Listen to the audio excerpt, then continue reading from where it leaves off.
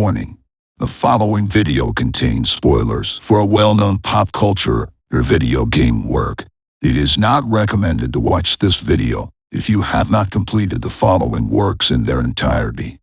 Your discretion is advised. Yo, Wayne T0207. Is it just me, or is Season 4 flying by faster than Great Hills? It really is, Sonic. We're already about halfway through the year. I have to say, time just flew by way too fast for me. That's way past cool. But hey, I gotta say, your crew, the Podcastares fans, they've got stamina. Sticking with us for this long? That's S-rate material. I couldn't agree more, Sonic. They're the real MVPs. They've stuck around with me from the beginning of my content creation career to now as I begin closing my undergraduate tenure as a student. I couldn't have been more blessed to have such an amazing group of fans. Absolutely! Thanks for hanging out with us, guys. Keep up the momentum. Dash that like button and subscribe so you don't miss the second half of Life of a Content Creating College Student.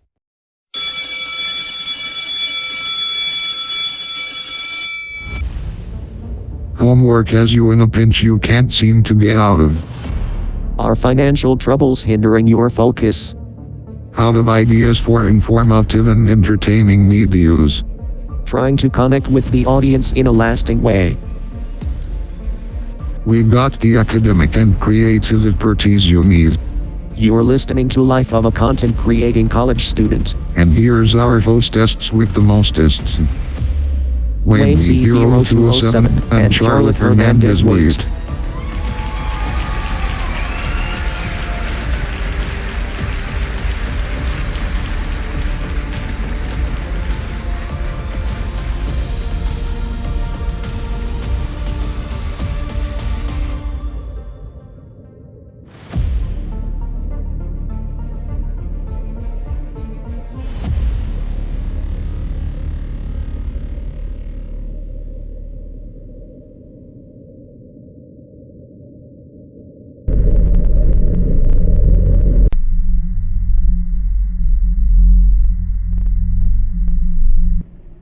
Set a course for first undergraduate black belts.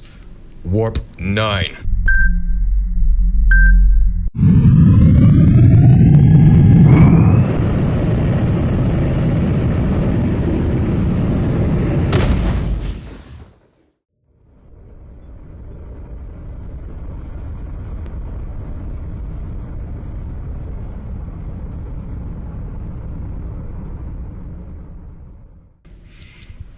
Hello folks, my name is Colton W. Hurst, also known as Wayne Z0207 on the internets. This is Season 4, Episode 4 of Life of a Content Creating College Students. We're so glad that you could join us today, and I must apologize for the delay in Season 4, Episode 3. Thank you for bearing with me, and I hope you enjoyed that episode. And joined with me is my co-host...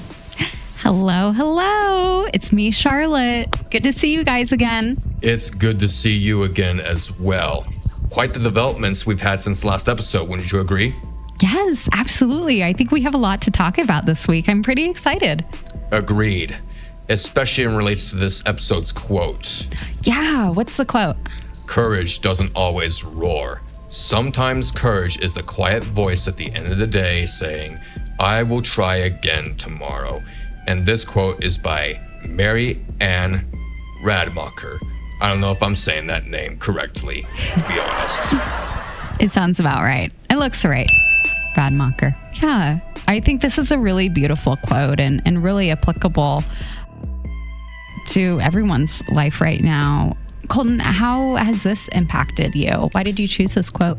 I chose this quote because I've had to do a lot of saying that one sentence. I will try again tomorrow. I'll pick up where I last left off.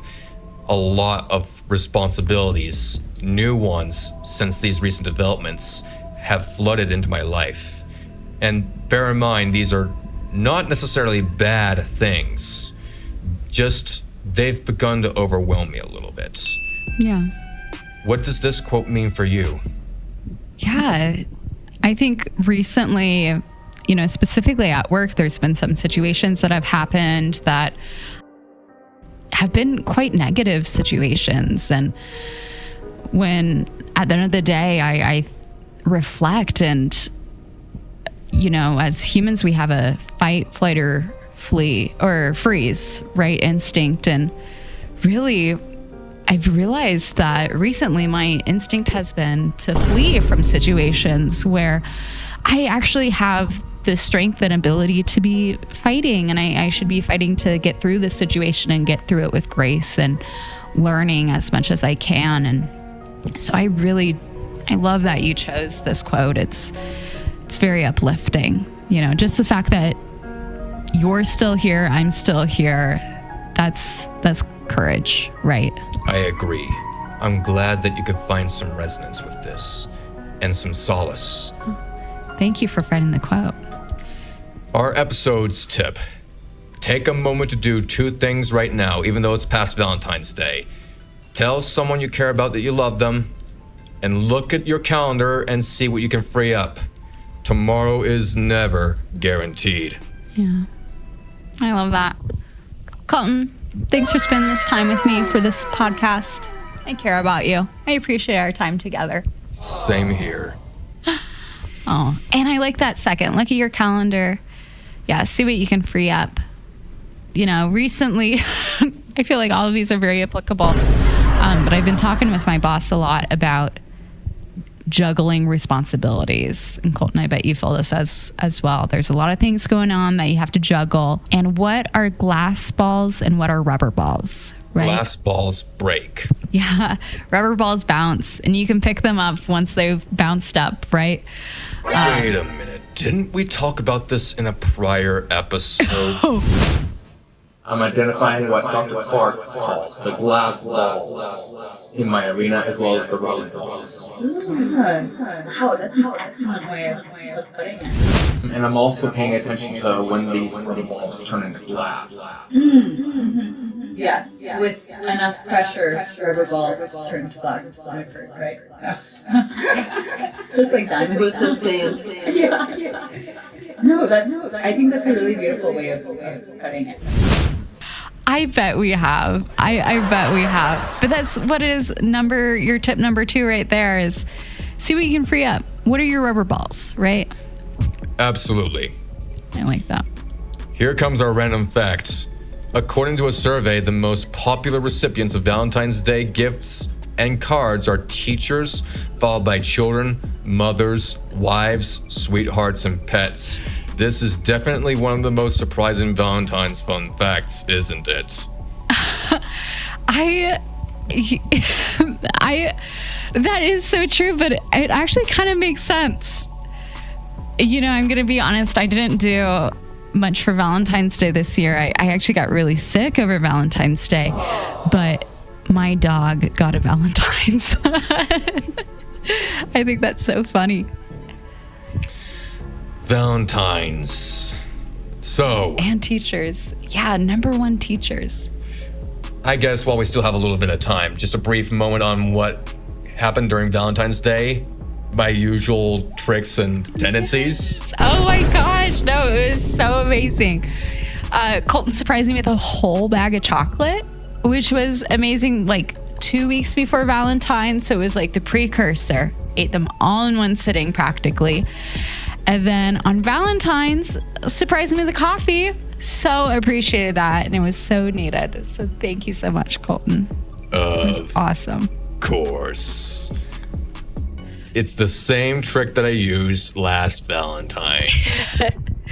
But extra special. It's always so special. All right, what do we have on the agenda today? Well, let's start with our first question. Okay. What are 2 things that went well recently? I have finished grad school applications for SOU MPSU. Cool. And which I do have an update. I have been proudly accepted to Portland State University's online MBA program. Dun, dun, dun, dun. That is so exciting, Colton. I'm so proud of you. That is gnarly. How do you feel? Accomplished. And Yeah. I had a feeling that was what was actually going to happen for PSU, because for U of O, they actually told me You have to have 2 years of job experience after your bachelor's degree. It wasn't that I wasn't a good fit. They weren't a good fit for my timeline. Yeah, that was a great reflection. I'm so glad you got that feedback. Do you feel more relieved after that too? Absolutely. Good. And I have yet to hear back from SOU, but I think we're gearing towards PSU as of right now. Seems they have a greater array of scholarships available at this moment in time. And in addition to the other scholarships I'm looking at, which include OSAC and even the PMI Educational Foundation, I do believe we're set for graduate school. Nice. Feeling secure. Absolutely. That's pretty cool. I'm so excited for you. Look at that. What mascot is PSU? I forgot. I'm trying to think. Is it Portland State that's purple, or is PSU purple? PSU is actually green. Oh my gosh. I'm thinking of Portland State. And here goes our podcast co-host Googling as per usual. Don't mind me. Oh, they're a lion. Ah, yes, the wait. Lions. Wait, hang on. That's Penn State. That's Penn State, not Portland. Sorry. Dang, zonk trombone for that. I know. I just typed in PSU and assumed that Portland was going to be the Viking. Oh, full circle moment. Oh my gosh. Colton, tell everyone about your history with the Vikings. My high school mascot was the Viking. That's so cool. So And circular. During my time as a Viking, that was when Hearst Entertainment came about amidst the pandemic. Oh my gosh. It's all coming back. Indeed. That is so exciting. Once a Viking, always a Viking, right? Absolutely. I even got my graduation regalia ordered, including a new class ring.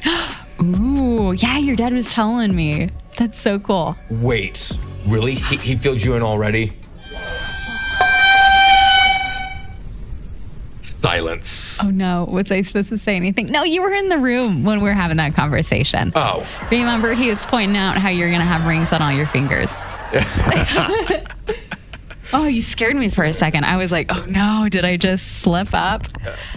But anyways, getting back on track, that's not the only thing. We had a bit of a wholesome moment too. The little man turned 1. Oh, yeah. And little man, meaning your nephew. Yes. Yes. Just for anyone that just might have thought that was your kid. Yeah. I am not a parent. I am not a single father. No, not right now. No. Nice. Yeah, and you said that you had so much fun, huh? Yes. And I do believe I showed one clear, like a blurred picture, like a censored picture. Oh, you are? Simply for the privacy, but that was a one-time deal. That's not happening this season. No. Yeah, you guys are missing out on the most adorable cake smash. That looked so much fun. Well, how did these things help you grow, and what'd you gain out of it? From these came the lesson of prioritizing what's most important. Something we are talking about later in this episode. If we don't take the time to prioritize and appreciate the things we care about most, how can we be sure we are giving it our all in academics, work, hobbies, or at its very core, life?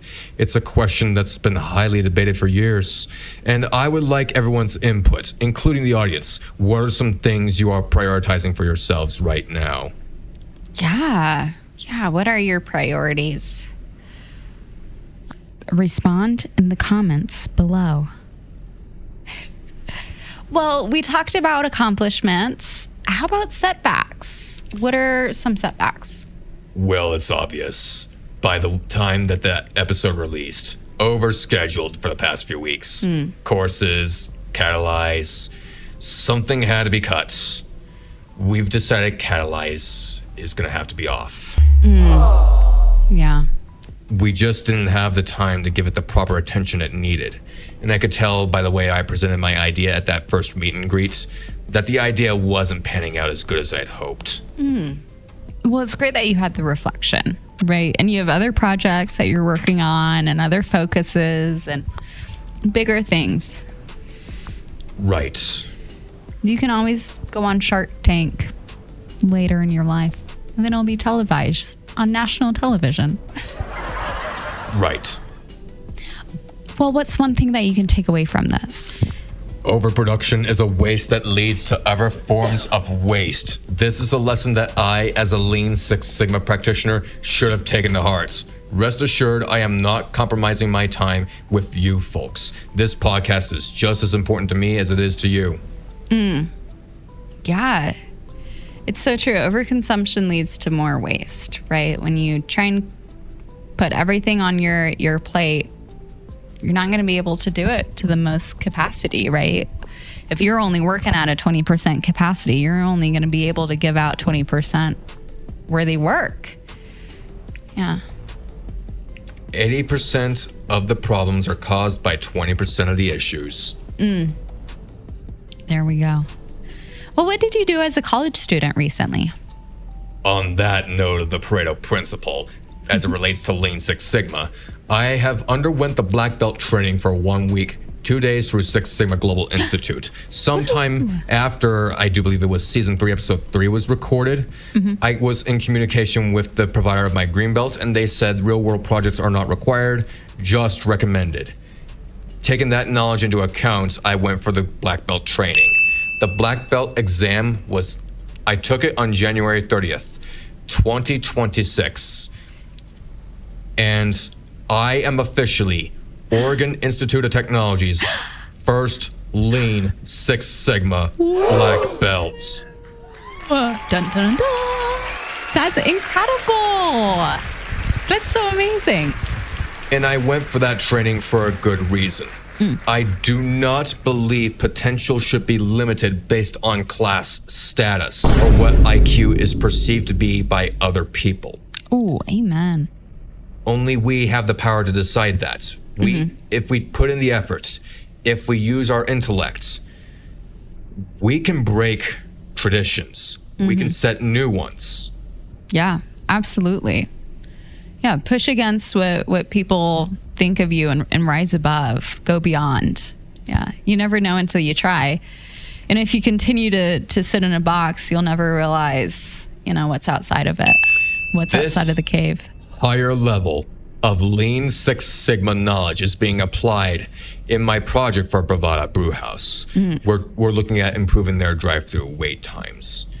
And it's been a mix of going around in circles and finding actionable insights. Okay. I got called in to collect data last week, specifically the week before this episode was recorded, to collect more data, even though we found out the upper specification limits were being met. Yeah.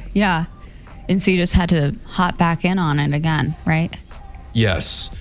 I think it's because we're all trying to do the right thing for Bravada, and I don't blame every single party. Yeah, no, I agree.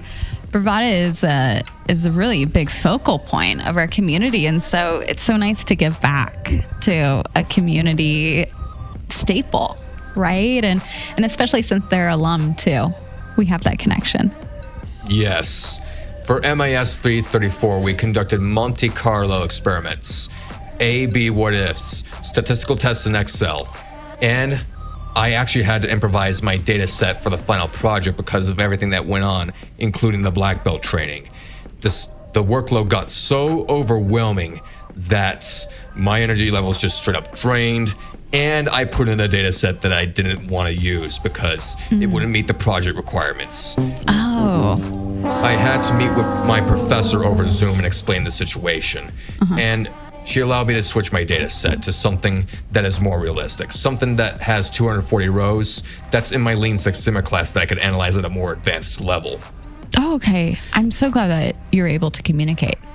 Yes, and the episode notes are once again outdated. We also conducted time series analysis. For the seasonality forecasting, I actually used the forecast ATF function as outlined in the instructions, and then validated it using the forecast sheet function in Excel. It uses the same function and adds confidence intervals to the predicted values. So not only did I predict the values, not only did I validate that the predicted values were accurate, but I've also added on to that analysis. Cool. That's awesome. I am pretty sure this is going to get high remarks. Yes. Yeah. When do you get feedback back? Oh, it's been a little bit since I got a huge number of feedback from my professor. Simply put, grading has been in flux for the online version of MIS 334. I've been encouraging my professor to take her time. It's absolutely. It's been a busy period for everyone. Yeah, I'm glad that you have plenty of empathy with that too. Because you see it all around, right? Everyone's just so stressed. Professional writing 330, finished individual assignments, now working on group projects and extra credit work. And frankly, this is where it all goes downhill from there. See, every one of my classes now, we're gearing towards our final projects. And so it's basically program management. This isn't just project management, it's program management. I'm saying it. I said it. That's awesome.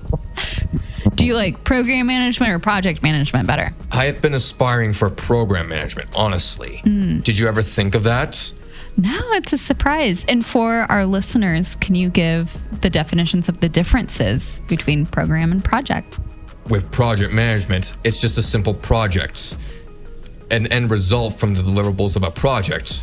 Whereas with a program, related projects come together to produce the end result. Okay, there we go. Hey, that's awesome. And then you could probably guess what's happened for Lean Six Sigma 2. You're just there. Just there. You already know it all, right? And then only 3 classes left before graduation. I've registered for those for spring term and 1 more to be full-time. Nice. What's the 3rd one?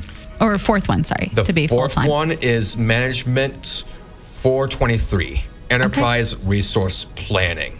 Cool. I've selected that instead of 463 because 463 offers the green belt. I'm already past that. It wouldn't make sense for me to follow my classmates. So Makes sense. 462 is my way of saying farewell to my peers. Yeah, that makes complete sense. Nice. Well, what lessons were taught these past weeks in your classes, and how can you apply these lessons to enhance your studies based on your experience? Calculations, data analysis, and impact. All of these are being juggled around at such a time in my undergraduate student tenure. This is where the rubber meets the road. Learning depends on the correct interpretation of the results and how we can leverage the interpretation to drive value. I'm looking forward to seeing what all of this number crunching gets for me. Yeah, so much fun. Have you used SPSS? I use JASP. Oh, okay. If we have that Lean Six Sigma special, Dr. Cherrick will tell you all about it. Oh, okay. Cool. Thank you. I was about to say, have you been crunching numbers recently? Oh my gosh. I've been pulling data. I haven't been doing so much of crunching the numbers myself, but the systems have been pulling and I've been looking at it. Just baseline. Nothing too complicated though. But I like it. I love numbers. Like, it's so much fun. I like looking at them. I like wondering, what do they mean, right? What is the number 8 telling me in this situation, right? I love it. Now, recognize it's only what they're telling you. It's a representation of reality. It's not reality. I like that. Yeah, representation. Well, what did you do as a content creator recently? In our last show, we only had 2 XLR microphones. In the event that we did have a guest, which our guest actually had to back out, busy schedule and all. We only had 2 XLR microphones, so had our video recording gone according to plan, we would have had to use the HyperX microphone, 1 extra, or share the ones we had, which would mean introducing inconsistency in how this podcast story was told. Okay, yeah. That's not the narrative that I wanted to tell. I've ordered 2 additional microphones. Sadly, the second one did not arrive. It got lost in transit. No, that's awful. As a result, a second guest will still have to use the HyperX if we have 3 microphones plugged in. Sorry, folks. Man, rats. So you ordered 2 additional microphones that would have totaled us at 4. And 1 came in. Okay. So we're at 3. We're at 3. Plus the HyperX. So like kind of 4? But you don't like the HyperX? It's valuable for independent recording. Oh, okay. It has a button that you can push on top where you can mute it. Yeah. It's just not effective for group recording settings like this. Oh, okay. I see. And plus, XLR microphones produce higher quality audio. Listen to that bass boost. I don't have a deep voice. How about treble? How about if I get really, really high pitch? I mean, Audacity is actually reading that. Perfect. That hurts my throat. Okay, well then, with the updates with equipment, I'm really interested to hear about content creation updates. Continuation of this podcast is being discussed. More details to be revealed. Outdated notes. You know, we might be thinking about expanding this to season 5. Just season 5. Nothing more. And on a nice solid 5. A high 5 for a good job. Yes, and that would be the final season for the podcast, which means once graduate studies are done, season 5 is over. That makes sense. This also includes the pursuit of a doctoral degree if it happens. So season 5 will probably be our longest season yet if we carry it out. Okay, yeah, gnarly. And so, future content is still uncertain with the subpar Wi-Fi at my dad's, where I would now be recording future live streams. Specials highlighting my career as a creator might be in the works. Stay tuned for any critical announcements. And then we do have an update regarding the Great Meme Reset. I've done a Google search, and speculatively and unfortunately, the reset failed. Users went back to brain rot almost immediately after New Year's Day. That doesn't surprise me, unfortunately. But I wish we had the old memes. You know, actually, recently I had to look up what brain rot meant. After last episode, you're serious. After last episode, and then I was talking with my husband about it because I was watching a TV show that I thought was just like a funny, mindless TV show. And then a student actually told me it was brain rot. And I was like, no, it's funny. It's creative. Like, how could this be brain rot? Like, it stimulates like creativity. And then I got in a debate with my husband about what brain rot really is and like what is creative and what is nonsense. And really it's just like anything weird or random would be brain rot. And I don't know, it was just so interesting. So I recently learned what brain rot is. Now, random's not bad, but weird random, no. And that's the thing, I love weird random. And it kind of reminds me, I grew up like old age YouTube where there was just a lot of weird random. And it's just like, it's funny. Like, I love to laugh. You know that about me, Colton. I love to laugh. So if anything's like really funny, but I like a creative funny. I don't like, you know, bathroom jokes or things like that. But anything really outside of the box, I really appreciate it. It makes me think like, wow, someone's brain is working this way. Like, that's so unique. Right, and people have been saying the reset itself may have become a meme. Jokes are being made about how the reset unironically failed. Oh, yeah. But you know what I say and what we should say? Defeat now, victory later. Okay. We're not giving up just yet. Some users now actively mock the failure of the reset, but the movement is a significant, widespread exhaustion with the low-effort AI slop that defined 2025. Frankly, we say the reset is still on. Yeah, and I think like really the difference is that AI slop, right? There's like, talk about creativity. That's the complete lack of creativity, right? Some of the brain rot is actually made using AI. Yeah, and that's what I thought brain rot was. I thought it was just like all the AI brain rot nonsense. But it's actually, I guess, human-made nonsense too. But I like the human-made nonsense. It can take both forms, unfortunately. Yeah. But you know what, honestly, creativity is so good for you. You know, if your brain is working in different ways and you're producing art that you're proud of, that even if someone else is calling it AI, it's not hurting anyone else, it's not hurting the environment, and you're just being creative, you know, go for it. We all need an outlet, you know? All right, well, how did all of this, the new microphones, the great meme reset, new news on the podcast, how is it impacting you? Are you expanding on things? How has it improved your content overall? Well, short statement on the microphone, since this wasn't included in the episode notes. We don't have to worry about the guest having to share a microphone or using the HyperX if we do happen to go video, which right now my laptop actually can't handle. Yeah. OBS threw a fit on us twice, in this recording and the last. Yeah. I don't think video's it for us this season, and that's okay. Agreed. Sadly. You know, we're just an authentic podcast, right? Right. But we are not letting this reset die this easily. I am imploring you. No, we're imploring you to continue sharing your legendary memes from the past. The only way we can eliminate brain rot from the internet is if we band together. Additionally, since the grad school applications went pretty smooth, we are going to look into continuing this season, potentially, and my career as a content creator. And the live streams are also pending continuation, which hinges on the internet quality. Yeah.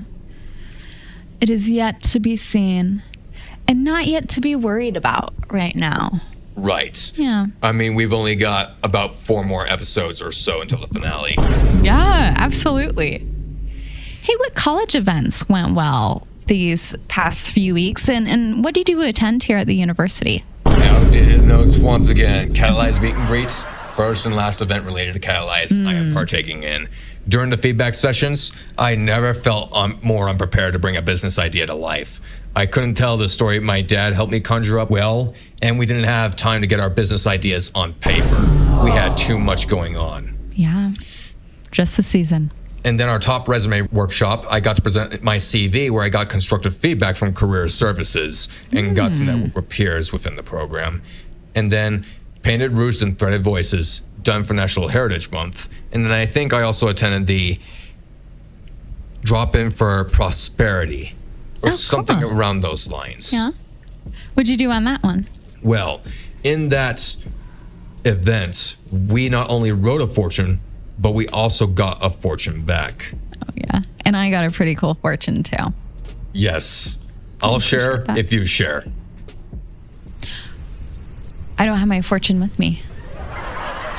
You remember what? I think... I wonder who wrote that. I wonder who wrote it. Here, we'll take a picture and we'll post it. How about?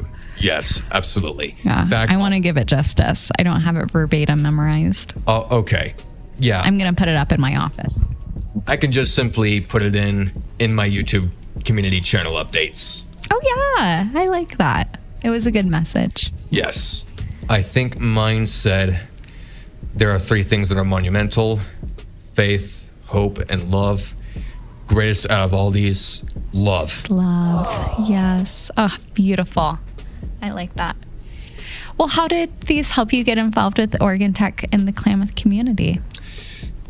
I was ranking it initially as a 7, but out of the kindness of my heart, since this episode notes are outdated, I'm going to rank this an 8. This year's Catalyze meet and greet told me right then and there that my work became unmanageable. I couldn't give Catalyze the effort it needed to create a concrete idea that could benefit the Klamath Basin. We had to drop this idea altogether. Perhaps if someone else saw the need, they could see the solution through. For right now, this is one of those problems better left unsolved. Yeah. And I like that. For right now. For right now is the key word, key like phrase. Sadly enough. To there be are some revisited. things that are just out of our control, wouldn't you agree? Yeah. As honestly, all of life is out of our control. We can do our best to mitigate it or pretend that we know what's going to happen the next day, but that's the thing with life. We never know what's going to happen next day. We don't know for certain what's going to happen in the next hour, right? Right. And we don't know another person's struggles as a result of this uncertainty unless we take the time. That we take the time to understand them, communicate, get to know them on a deeper level, get to know them as a human being. Yeah. Yeah. In today's society, I feel it's become more important than ever, especially with brain rot and AI and really all the developments that have been going on recently regarding the world in general, and even at Oregon Tech, I feel like. I've had to realize that perspective as a student. I actually went to a tea time. I did not list that in the notes either. Oh. With the provost, and I raised an important question. How do we navigate a rapid-fire series of in-depth changes? And he explained it to me this way. We don't change for the sake of it. And when we do change, when change is needed, we plan for it. Yeah. Intentionality, right? It's vital. And I take it that's been resonant with both of us, hasn't it? Yeah. A new stage. I mean, for me, graduation, you juggling new roles. It's been chaotic these past few weeks. No, it really has. And I think just with anything, you know, we need to move with intention. We need to think about others, and we need to realize that we are a part of a whole, right? We're a part of humanity. We're all together in this. And to lean on each other is so important. When you say, Colton? I agree. Yeah. Well, oh! Perfect timing for the episode to cut out. There we go. Look at that. That was a good note to end on. Absolutely. Scholarly shoutouts. This first one goes to Professor Kirthi Andukuri. She showed resilience for her finance class despite a busy few weeks on her end. Although she did get behind on posting assignments for submission, she did not let this impede her teaching. She is taking things one step at a time as she is building the finance course from scratch, and has encouraged us to do the same when performing in her class due to the challenging concepts in finance. She's been encouraging us to take our time and work with our teammates. Yeah, I like that. She's keeping things human. Yes, absolutely. Second scholarly shout out goes out to a pair of students, Luke Rodenhauser and Jacob Dennis. During my user research class, I had to conduct a card sort session, which involved participants grouping terms into groups that came to mind when they thought of a website. Particularly, we investigated Oregon Tech's online learning website and found out that users aren't associating the Explore Online Degree Program secondary homepage with academics, showing their disorientation of the site's architecture. Following the activity, Jacob willingly helped me pack up and escorted me to the top office, where Gabriel Castro assisted me in advocating for extended time for both this activity and the group activity for week 5, extending the due date to Wednesday of Valentine's week. Oh, I love that you have partners fighting for you and advocating for you too. And frankly, I actually had to take Valentine's Day weekend, a 3-day. Yeah? Because of all the intense workloads that have been shifted. And how was your Valentine's weekend with Greg?